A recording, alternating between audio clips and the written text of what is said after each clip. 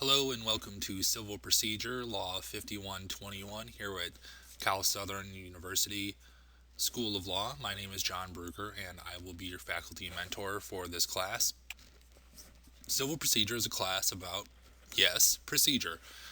This distinguishes it from the substantive law courses such as torts and property and contracts. Civil procedure talks about how, why, and where civil cases are brought to court, how they're worked up for trial, how they're actually tried, and then how they're appealed. So this will not get into the nature of what kind of actions are being brought for the most part. We're not going to talk about specific contract actions or tort actions or property actions.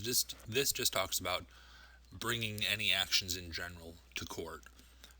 This class is not a criminal class. It's not a criminal procedure class, although there are terms that are similar to both. As one example, when we talk about pleading in the civil law system, we're talking about the documents that are filed to start a civil case and for the other party to respond to a civil case. Pleading in the criminal courts is entering a plea of guilty or not guilty. That's not what we're talking about in this class. So try to keep the issues separated in your mind. Everything in this class is going to talk about bringing private civil lawsuits to court.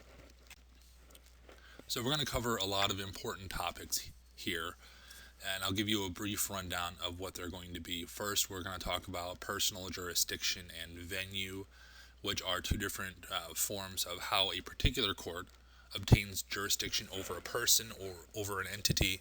And just for example, if someone sues me in Hawaii, the Hawaiian courts would not have personal jurisdiction over me because I've never been there, I have no business or property there, and I have not agreed to be subject to jurisdiction there. However, Illinois courts would have personal jurisdiction over me because I live in Illinois. Therefore, I am subject to the jurisdiction of the court in the area in which I live. The other issue we're going to talk about is subject matter jurisdiction. And this talks about the power of a court to hear a particular type of dispute. There are some courts that have general jurisdiction, such as state trial courts, which means they can hear any dispute brought to them under state law. Federal trial courts, however, are limited jurisdiction, meaning they can only hear disputes that, one, either arise between parties of different states, which is called diversity jurisdiction, or two, involve a federal question, which is a case arising under federal statutes, regulations, treaties, or the Constitution.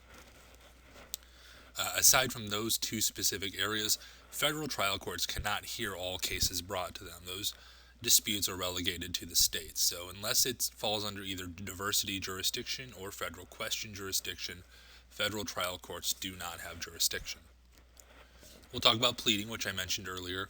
This are the documents, the complaint or the petition that are filed in court to start the case, and then the answer that is filed by the defendant to answer a case that's brought. Discovery is the process that lawyers use to gather evidence to be used at trial, and we're going to talk about different forms of discovery, interrogatories, requests for production of documents, depositions, things like that.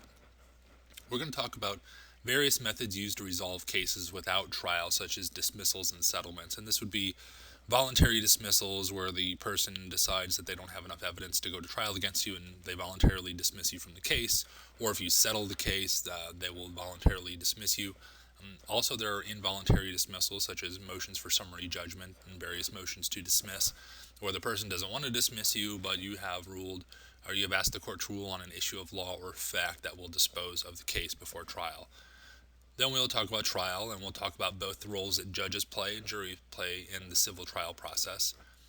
We'll also talk about appeal, which involves a higher appellate court reviewing the actions of a lower court to determine if prejudicial errors have occurred.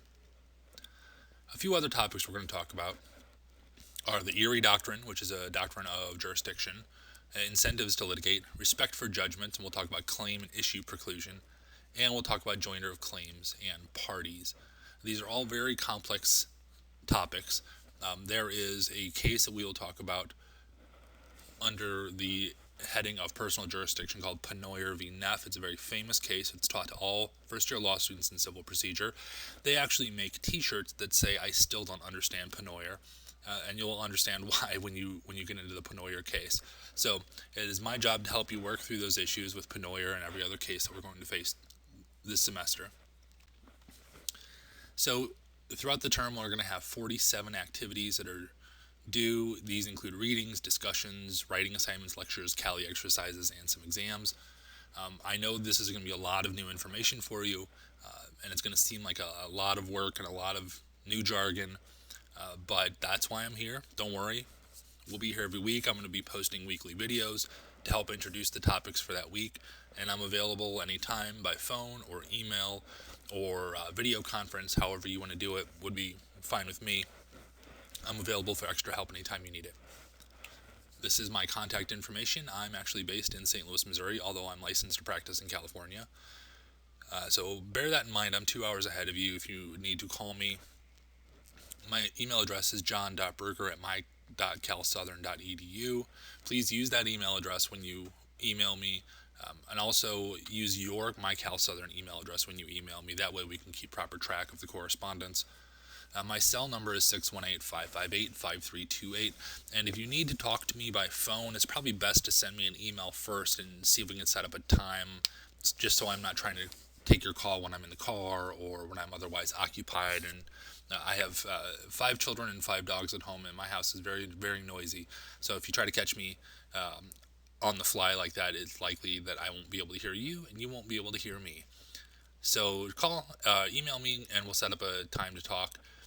My goal is to respond to all messages within 24 hours. If you do not have a response from me within 48 hours, please email me or call me. And finally, when emailing, again, use your My Cal Southern email address.